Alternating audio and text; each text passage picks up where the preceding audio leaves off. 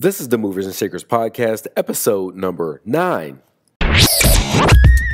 Welcome to the Movers and Shakers podcast, the place where high achievers share their secrets on how to take your life, career, and business to the next level. And now, here's your host, Rob Wilson.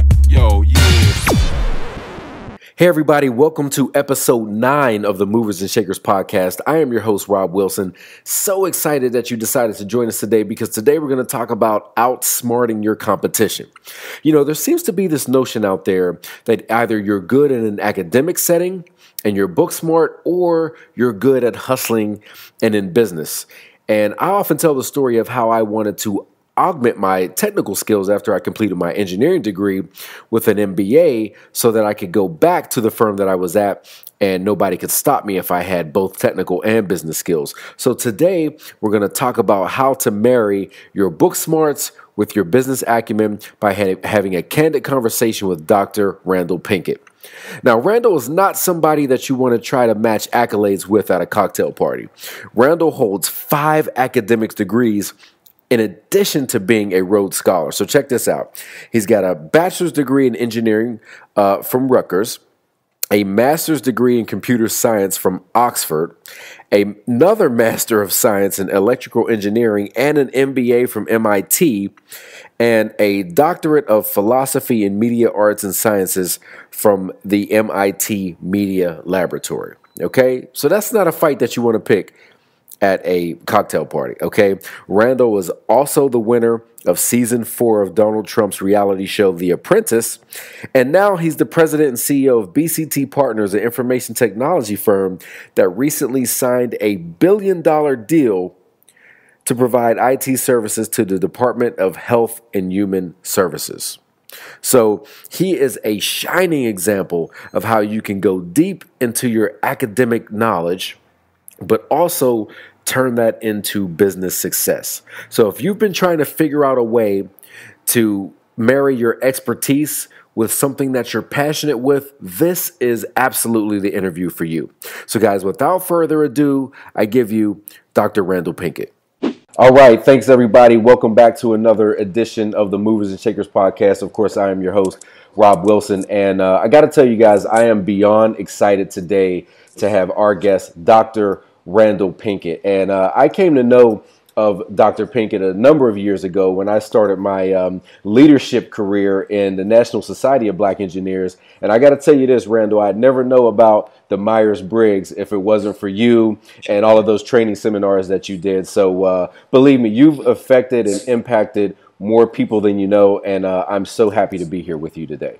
Wow, you just took it back, Rob. I appreciate the kind words and the throwback and flashback to the days of the National Society of Black Engineers. It's good to reconnect with you, and congratulations on all your success since we last connected.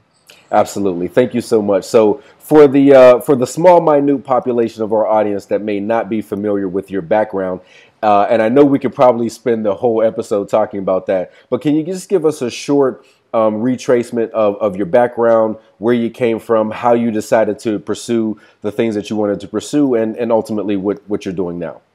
Sure. So born in Philadelphia, raised in New Jersey, grew up as that kid who was naturally drawn to things entrepreneurial, sold lemonade, sold candy, tried to sell my toys to other kids in my neighborhood, even though they had no money. And and my mom found out and said, you can't sell the toys. I bought the toys. She said, if you're going to sell them, at least give me a cut. And I told her, no, you can't get a cut. So she shut down my whole toy store. But all those years growing up, I was also naturally gifted in all things technology, math, science, engineering, and eventually matriculated to Rutgers University, where I studied electrical engineering. And if you asked me when I first started at Rutgers, what did I see myself doing 4 years later, my answer, Rob, would have been, I see myself working for a corporation as an engineer. And that's not a bad answer. You know, if a young person were to tell me that's what they see themselves 4 years later, I said, that's a reasonable ambition to want to work in corporate America and perhaps climb the ladder. But I never envisioned owning a business despite all of those entrepreneurial activities growing up. And so the fork in the road, the crossroads, the turning point came my junior year at Rutgers when a childhood friend of mine, Wayne Abbott, started his own business as a student. And to make a long story short, Rob, seeing Wayne, and Wayne was our NSBE president, to see Wayne running a business, I was blown away. And I said, if he can do it, why can't I do it? And from that point forward, I made the resolve that I would be an entrepreneur. And I started my first venture the next year while I was at Rutgers, along with three of my business partners, Lawrence Hibbert, Dallas Grundy, Jeffrey Robinson. And we have now launched 5 ventures over 20 years.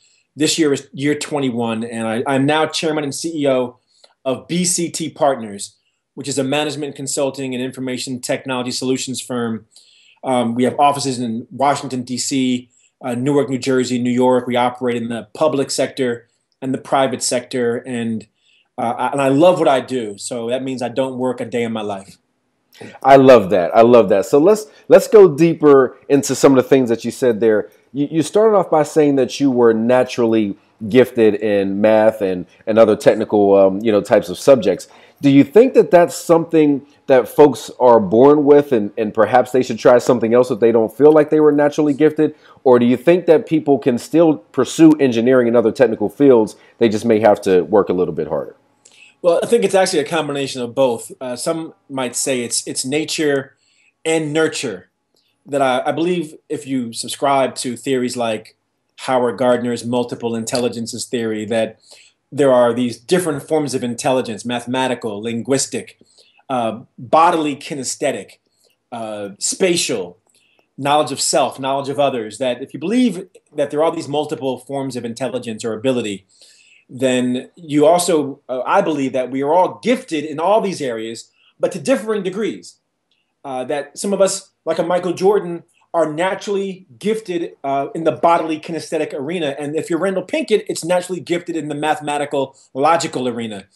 And I believe from there, it is then incumbent upon us to maximize that gift, to increase that ability through hard work. So I think our challenge, if not our opportunity, is looking at where do we find the intersection between where we're gifted and where we have passion. So if my gift was technology and my passion was business, now I run a technology business that finds that intersection. I mean, I think that's really what we're all seeking, is to find that intersection.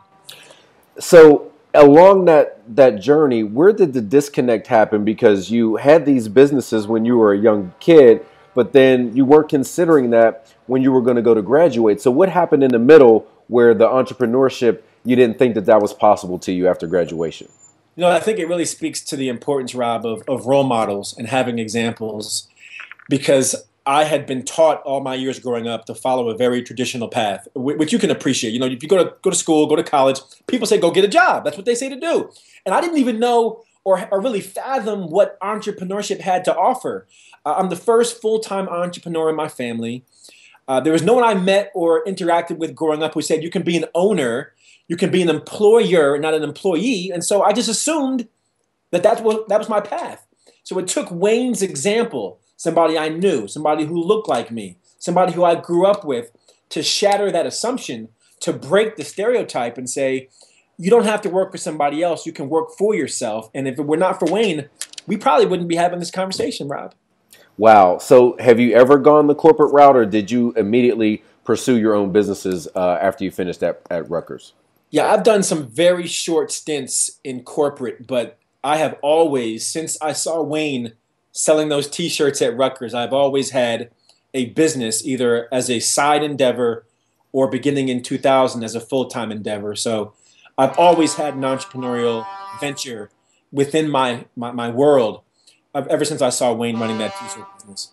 And so what do you think it takes to be a successful entrepreneur, especially starting out? You don't have any other business experience. You never tried and failed. If you're trying to get that first venture out of your head and into real life, what do you think it takes to be successful at that? Well, I'll make it real simple.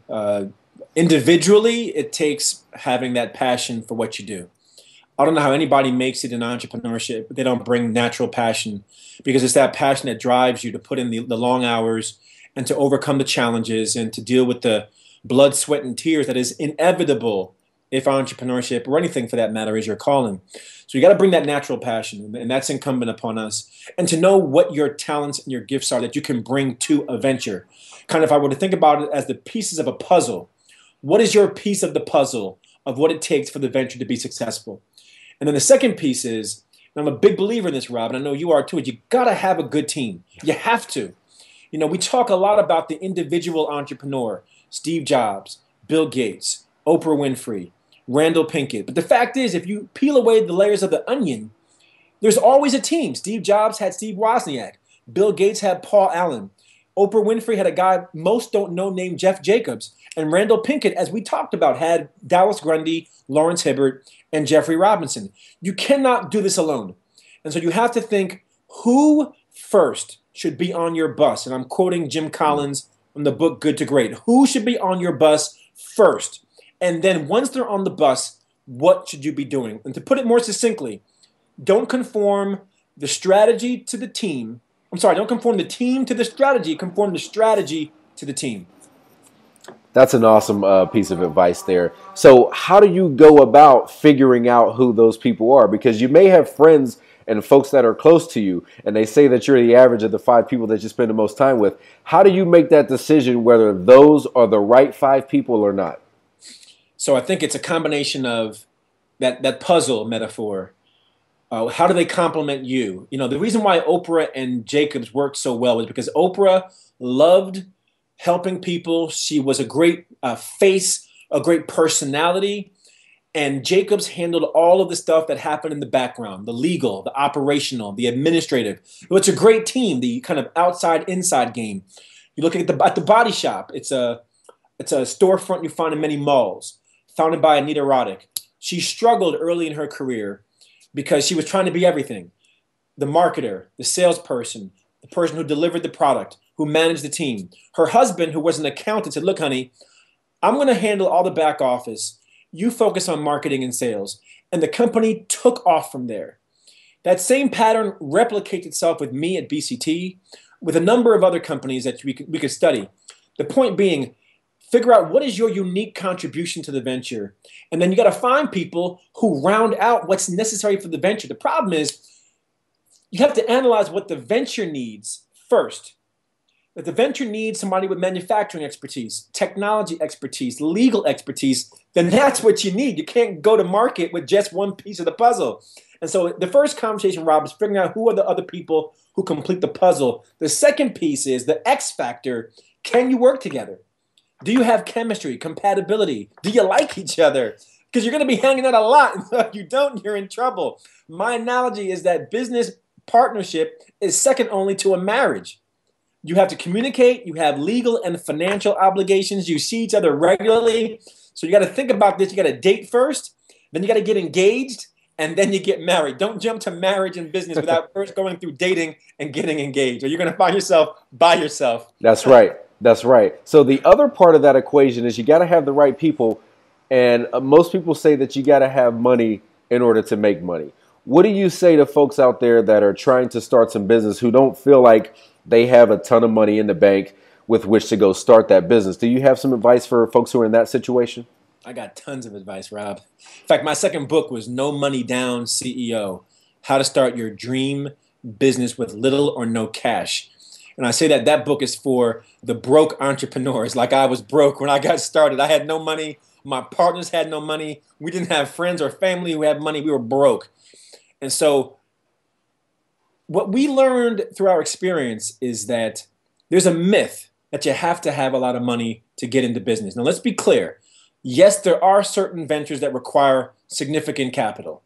If you're going to manufacture a product and you're going to set up the manufacturing operations and not say outsource it, you need machinery, you need plant, you need property, you need equipment. That takes money. But there's a ton of ventures where if you explode the myth, it doesn't take that much to get off the ground. And I'll give you an example, Rob. Inc. magazine publishes the 500 fastest growing companies every year. And if you look at the data of the Inc. 500 and ask the question, how much did they raise and where did the money come from? So we're not talking about companies that failed, Rob. We're talking about companies that grew fast. The answer of how much they raised, half of them raised $20,000 or less. Wow. A third raised 10,000 or less, and 10%, 1 out of 10, raised 1,000 or less. So think about that. We're not talking about a lot of money for most of these cases. And if you ask, where did it come from? In 80% of the cases, it came from the founders.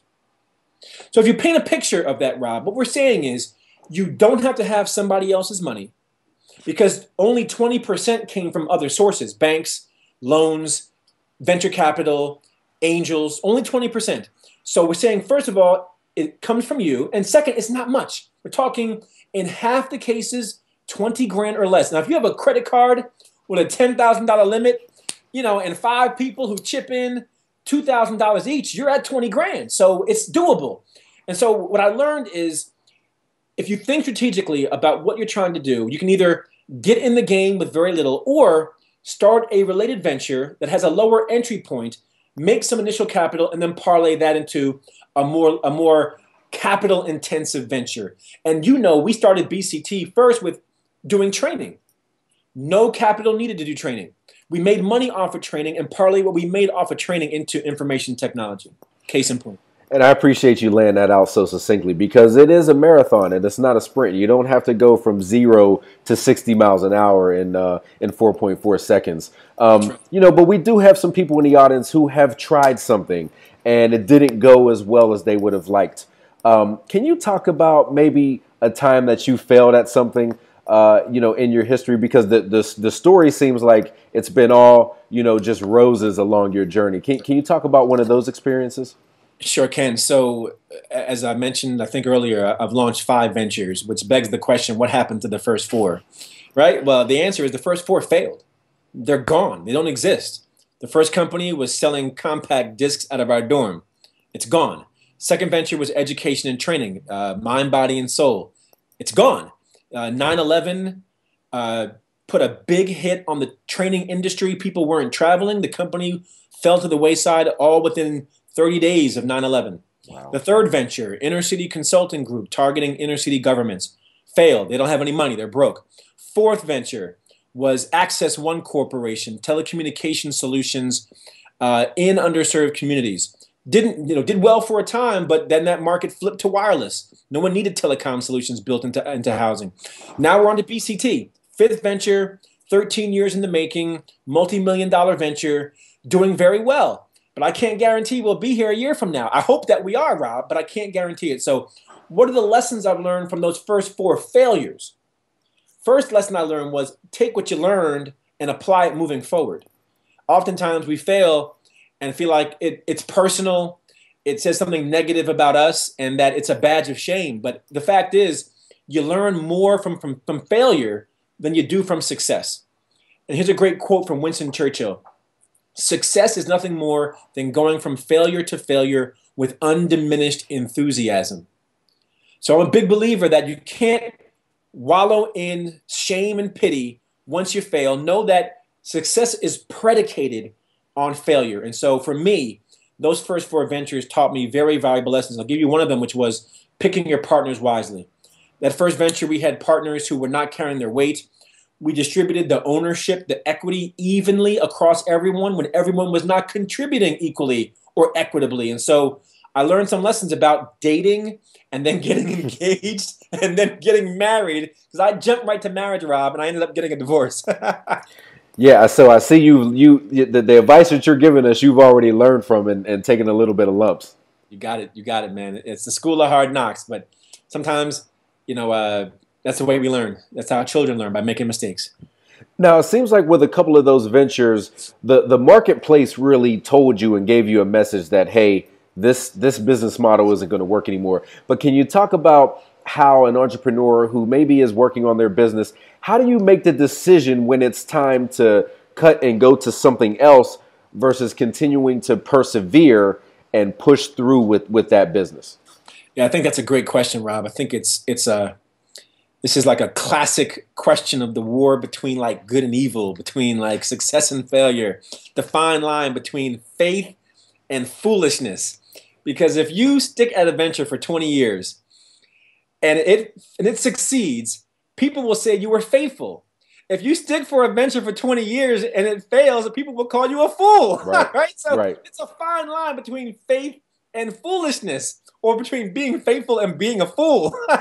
So the question is, when do you throw in the towel? And here, I don't have a scientific answer. I have an artful one. I'm a big believer that the tail of the tape is whether you see visible, tangible signs of progress. And by that, I mean things like revenues are growing, clients are expanding, feedback is more positive than negative, and the universe is saying you're moving in the right direction. And so I believe it's really a gut check that you say to yourself, do I feel like I'm better today than I was tomorrow? That if I ever feel like BCT is moving in the other direction, we're losing clients, our revenues are declining, people are giving us negative feedback, I'm losing the passion. I mean, look at when Jordan retired. He just won a championship. Are you kidding me? He wasn't, he's not feeling like he's making progress. And he wants to do baseball, and he was terrible at it, but it was still what was in his heart. So I feel like you got to check your gut and say to yourself, am I making progress every day and moving in the direction of what I've envisioned? And if not, I got to call the question. I'd say after a certain amount of time, you got to cut your losses and move on. Understood. Do you think that you have some personal habits? There's something about you that you've implemented in your life that maybe you do on a regular basis that has allowed you to keep progressing and achieving success? I'd say it's some really simple life principles. I mean, it's setting priorities. Stephen Covey talks about, urgent versus important, and that the most effective people are able to do what is important but not urgent. That is, the things that are vital to where you want to go but aren't time sensitive, aren't deadline driven, aren't pressing, aren't right in your face, because the ineffective person often gets caught in doing what is urgent at the expense of what's important, and then they don't get anything important done. So I feel like I've disciplined myself to keep my eyes on the prize, to say, what are my priorities? Trying to find some work-life balance, exercising, eating right, building a good team. I mean, these are real basic, simple principles, but they are time-tested and time-honored. And I've been blessed by having 3 partners who share those same values. Again, I mentioned Lawrence and Dallas and Jeffrey, regularly, because I can't take credit for this myself.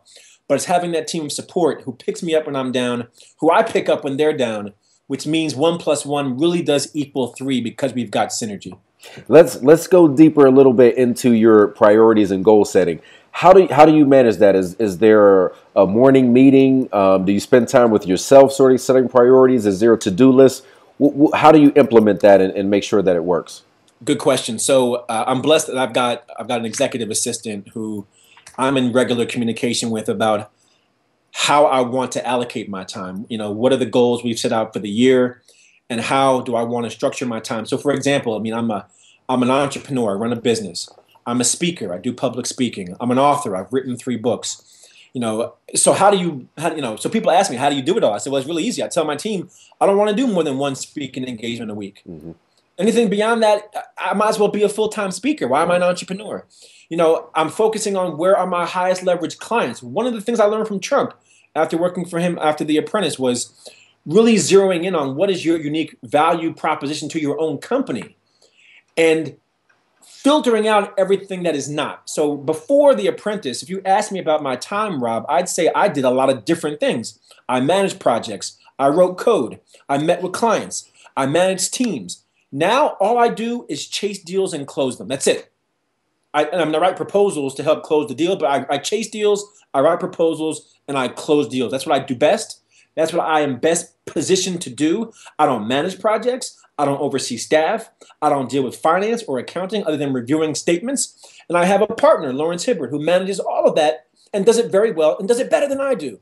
So it's really aligning your unique expertise and skill with your time and prioritizing what's got to come first and making it public so people are reinforcing what you hope to be doing by saying, hey, these are the things we said were priorities. Let's make sure we are holding each other accountable to do it.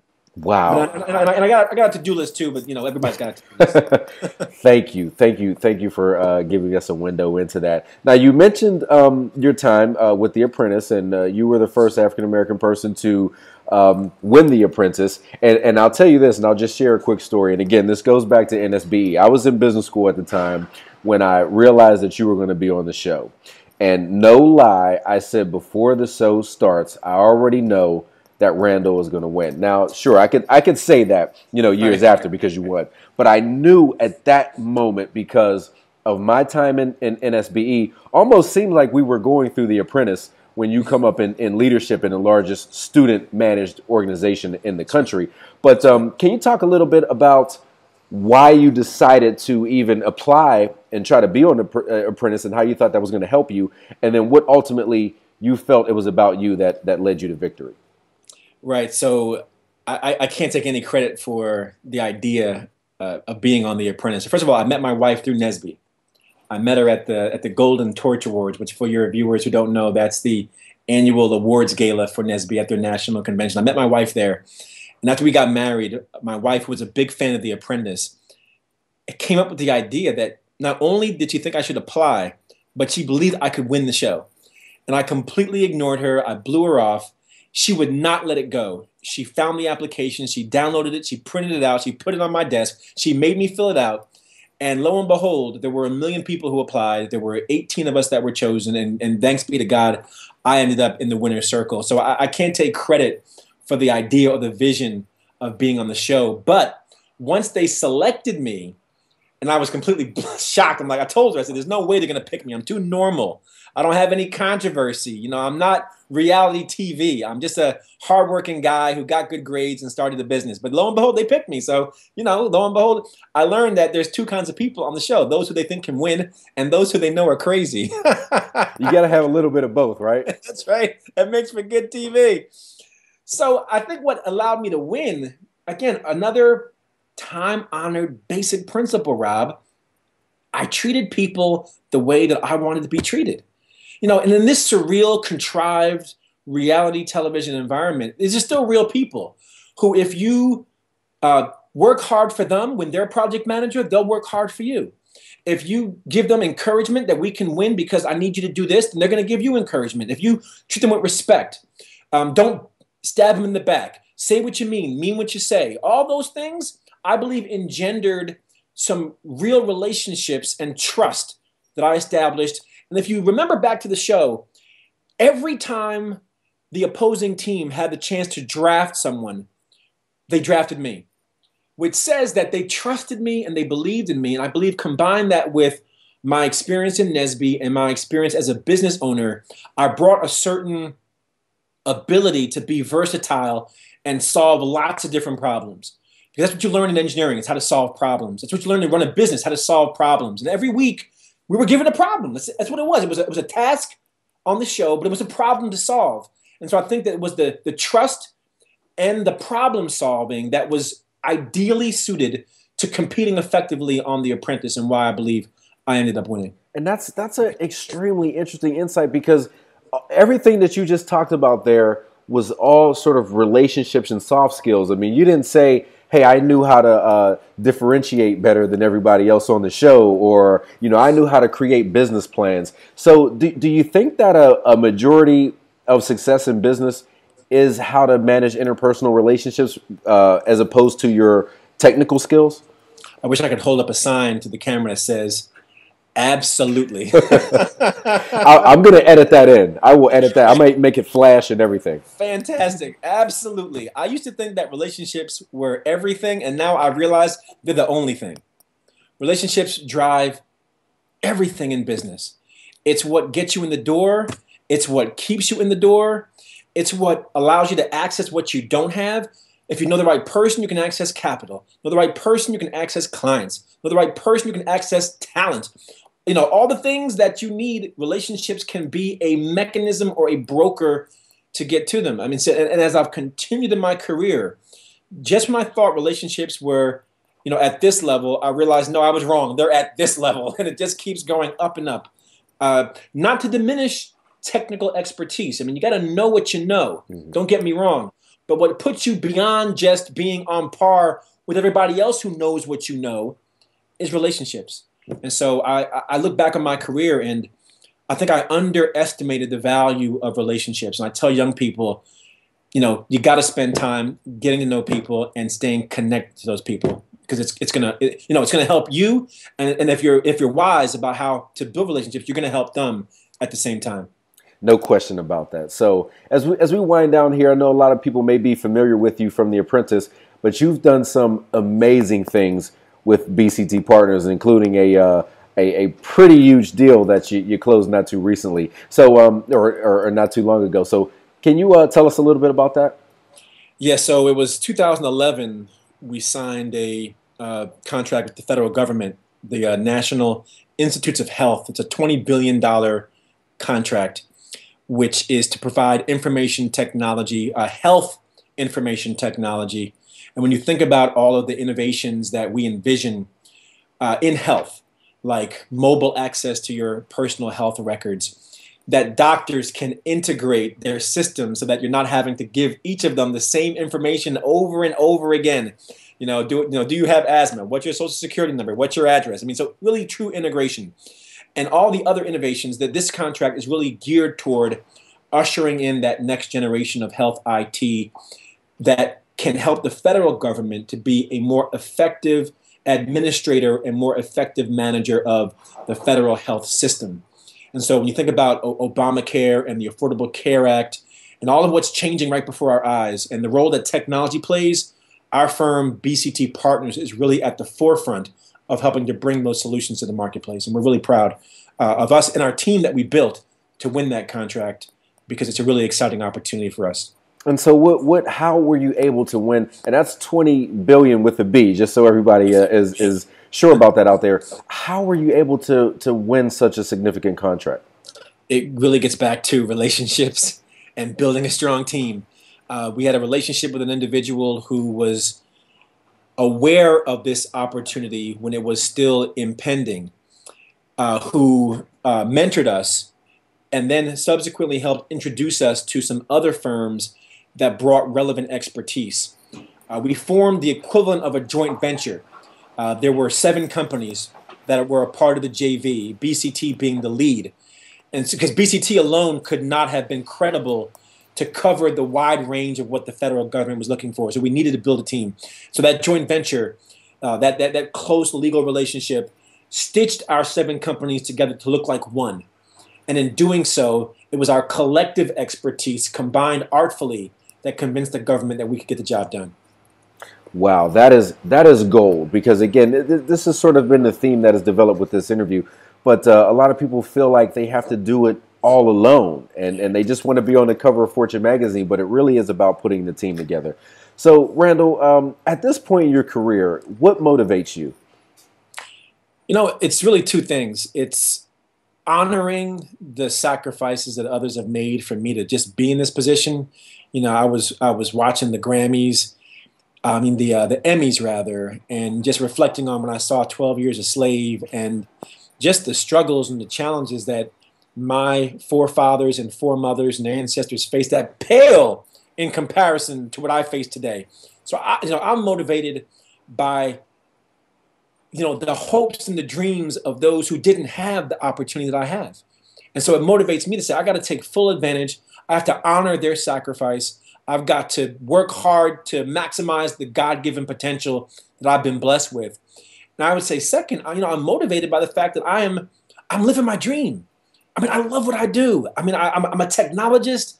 I'm an entrepreneur. I'm a community servant, and I run a technology business that serves the community. What more could I ask for than all of that? So I just feel like I've been blessed to be a blessing to other people, and I'm living that every day. And I get excited every day, and I'm sure your viewers can tell from this interview, I'm excited now, just because I just feel like I'm in my zone, and I'm doing what God's called me to do.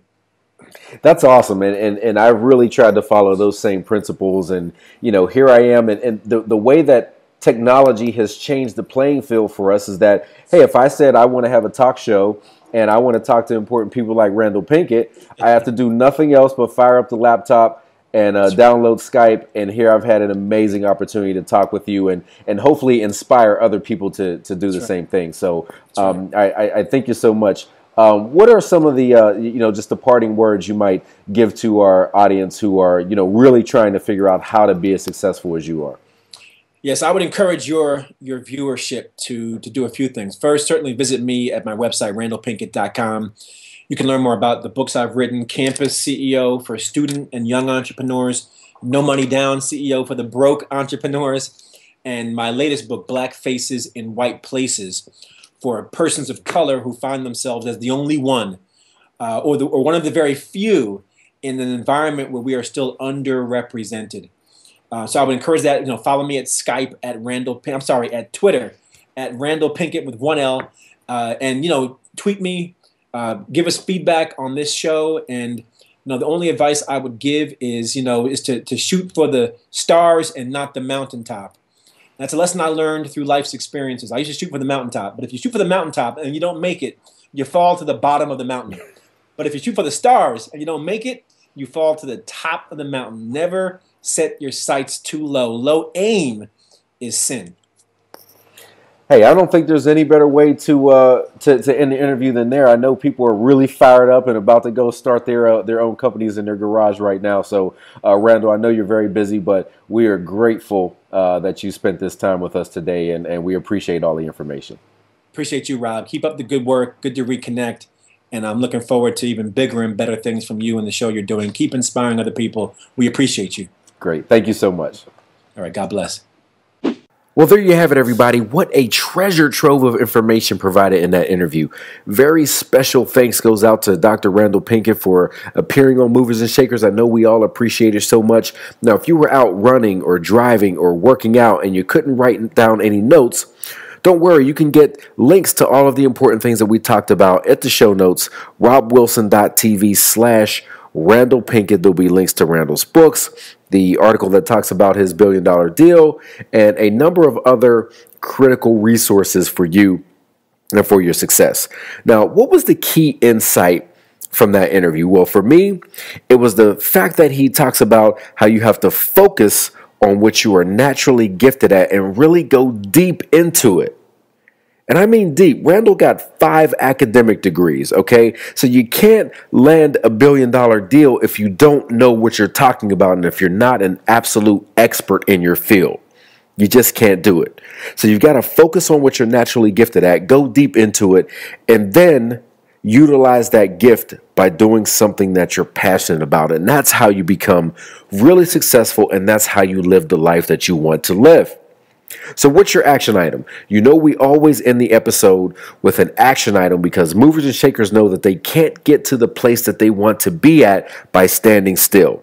So this is what I want you to do this week. I want you to take a deep breath, and I want you to look at what you are naturally gifted at. What comes naturally easy to you? What are people always asking you? Hey, how do you do that? Figure out that thing that you're naturally gifted at, and then also think about what you're passionate about.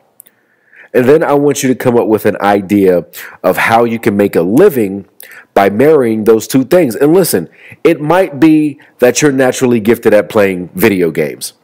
And most people will tell you, well, hey, you can't make any money by doing that. But even if it's video games, what if you start a YouTube channel by reviewing video games? There are a number of people with millions of subscribers who do nothing but review video games, okay? What if you become a video game designer? What if you launch a course teaching other people how to play video games? What if you start a video game league or a tournament? There are so many things that you can do to live the life that you want to live by marrying your passion and your expertise. So that's your action item for this week. I would love for you to join us at robwilson.tv/Randal Pinkett and leave us a comment and tell us the business that you're going to create that marries your expertise with your passion. And guys, also, if you enjoyed this episode or any of the other episodes that we've put out so far, I'd be grateful for an honest review in iTunes. You can leave that review at robwilson.tv/iTunes. So as always, everybody, thank you so much for joining us. I hope you've been inspired. I hope you're about to go marry your passion with your expertise. I'll see you on the next episode, but until then, you get back to work.